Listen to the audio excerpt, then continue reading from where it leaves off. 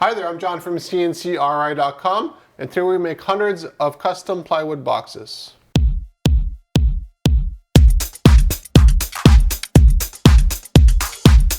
Now this is actually one of the prototypes that we did with the customer to work out what we're actually going to cut out with the laser. And I just used hot glue or craft glue to hold it together. So it gives you an idea to the scale.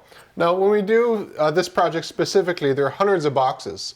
And one of the issues that come up right away is there is a lot of air in this box.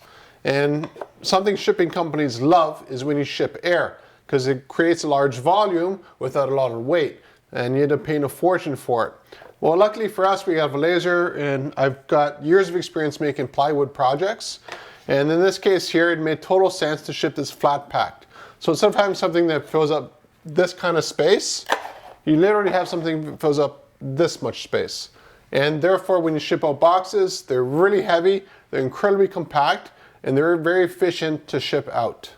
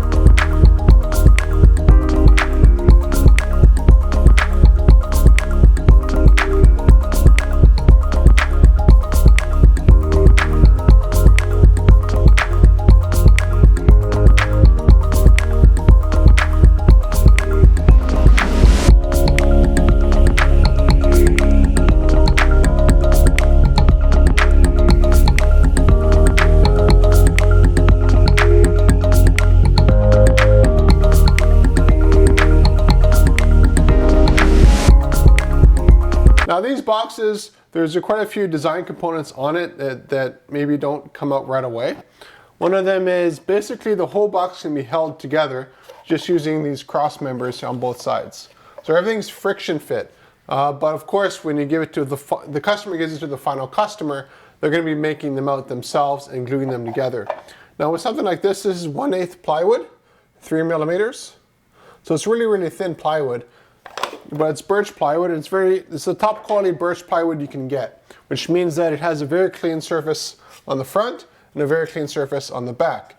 Now of course we're making a box here, so we want the outside to look to the spec, which was looks a little bit burned, which is the effect that they were looking for.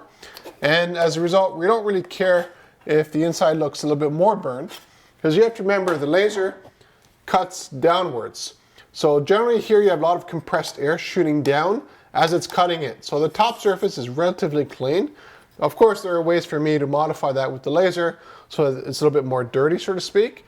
But for this case here, just a little bit of a light burning was fine. And some of the branding ideas as well. But the underside, if you don't want any dark patches like this here, all we would generally do is mask it, and then the customer just removes it and everything's good. Now in this case here, again, it didn't really matter. It wasn't worth the extra cost or the extra labor to do that. So having something like this is totally fine for this project.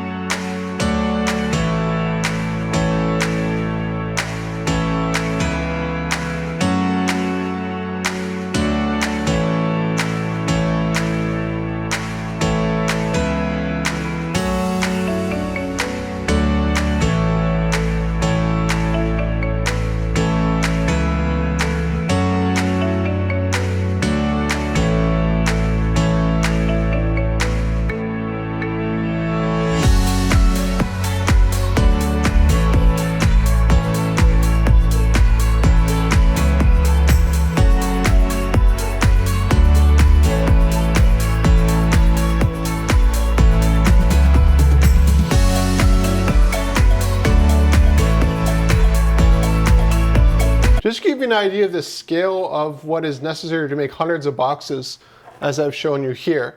This is just the top of the box. And this is, again, 1/8 inch thick, which is very, very small, roughly 3 millimeters. And this here is the pile of all the scrap from this project, and that's roughly 1.5 feet tall. So it's quite a bit of material, 1/8 inch in increments. Now what you see here is actually the piece of scrap that's produced after producing 3 boxes. Now it took me a few hours of testing, going back and forth, virtually using pixels of course, to get the perfect optimization so that every one of these pieces here produced exactly 3 boxes. Now it's quite a challenge to do that because I didn't want to end up to the point where I was having something like this here and then I was missing one piece. And that's a bit of a pain in the ass because what happens is you're in production, you're making a lot of projects, and you have to keep in mind, okay, I got to make an extra one of this. And you have to keep track of that overall, the entire project. This way is very easy for me because I knew that if I made 10 of these, I was making 30 boxes. And again, I was making hundreds of boxes.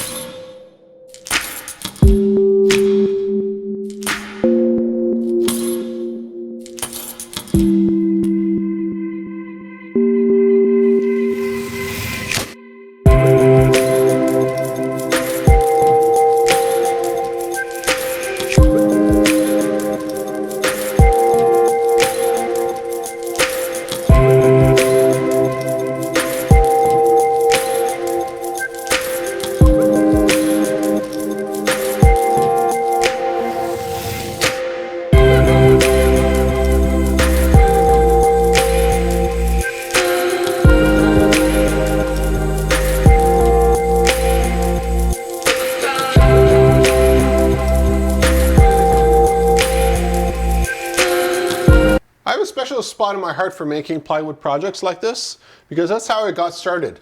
I taught myself 3D animation, I taught myself laser cutting and everything else.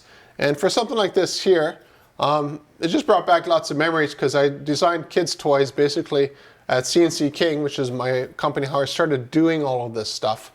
And I'd spend hours and hours and hours optimizing and nesting projects to fit perfectly on plywood. And you might think that, you know, you just click a button and you produce something like this here, and that is absolutely not the truth. The automated nesting options that you have, at least that I have here in the shop, are sort of okay for general projects. But when you have something like this where you have to fit this many pieces onto a specific board, there's nothing that matches actually your eye and you manually moving the parts and getting everything to fit perfectly. Now, if you notice here, again, there's a lot of air here, but there's still a lot of space. You know, the nice thing about the laser is I can actually have shared lines. So you see here, so the laser ran here, and then the laser ran down here. I could have had a shared line where it just cuts once, and it cuts 2 pieces. Now, the reason I didn't do that for this specific job is because I'm using very thin plywood. And one of the drawbacks of very thin plywood is that it really, really loves to warp on you. You know, one part here can have a bit more stress than the other. It's not really heat related. It's just the way they make the plywood. Just some sections have more stress than others. And you'll notice it when I'm cutting. If you look really closely, you'll sometimes see sections of the plywood raising and lowering. Now for me, it's not a problem. I have a very powerful laser and I've done tons of this kind of stuff, so I know what to account for design-wise, so that everything actually fits perfectly, even if, you know, the plywood ends up moving, you know, 1/2 inch up or down. It doesn't really matter. This is, you know, you build your tolerances into the material and you build your tolerances into the cutting process, so that even if things move, let's say at the most extreme by 1/2 millimeter, or, you know, 1/32 of an inch, everything still fits perfectly.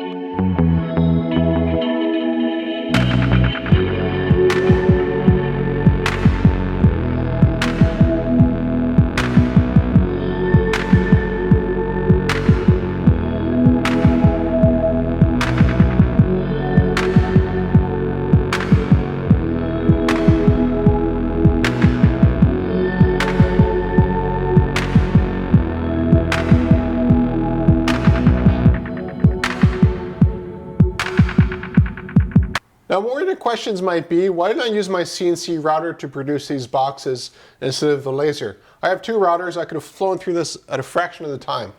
And the reason I didn't use that is because of the tolerances involved.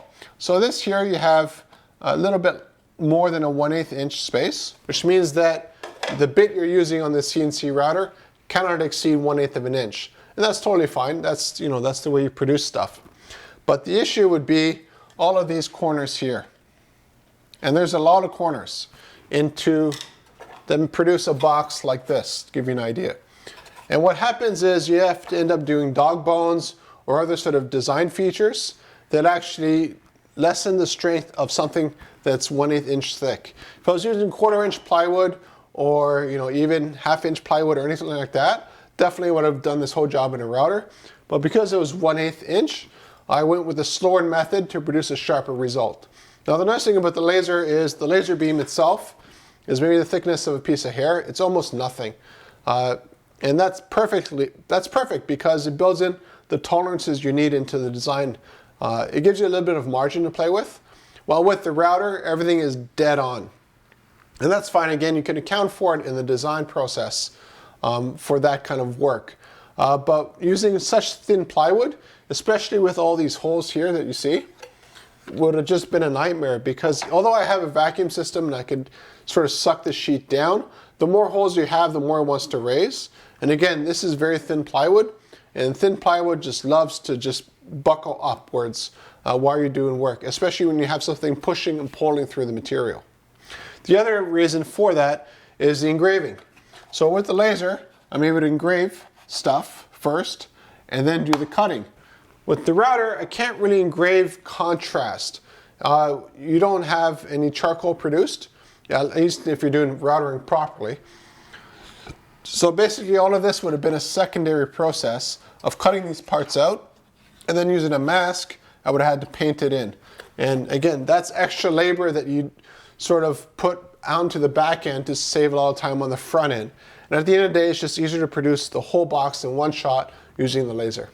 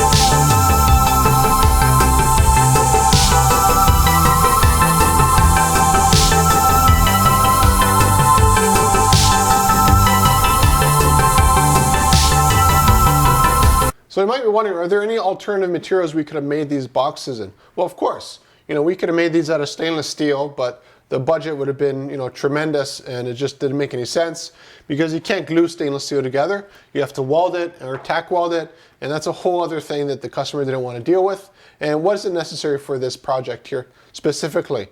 Shipping would have been a lot more as well, because stainless steel not only costs a lot more money, but it also weighs a lot more than just general plywood. Another very close option would have been actually MDF or fibrous board or hardboard, whatever you want to call it. I use a lot of that here in the shop, and the spec of it was almost identical. The cost was a little bit less, but the problem with MDF is that the material is very consistent. So there isn't any, if you look here, you'll see some grain, a little bit of grain. And that's something you just don't get with MDF. It's just a static edge. Now that would have worked perfectly if these boxes were to be painted. Then there's no point engraving it, but they could have painted it very easily just using spray paint. Now, so in this project here, we want a little bit of the smoky look, and MDF gives that. We want a little bit more of a unique aspect to each box, and that's something definitely that plywood does that MDF just cannot do.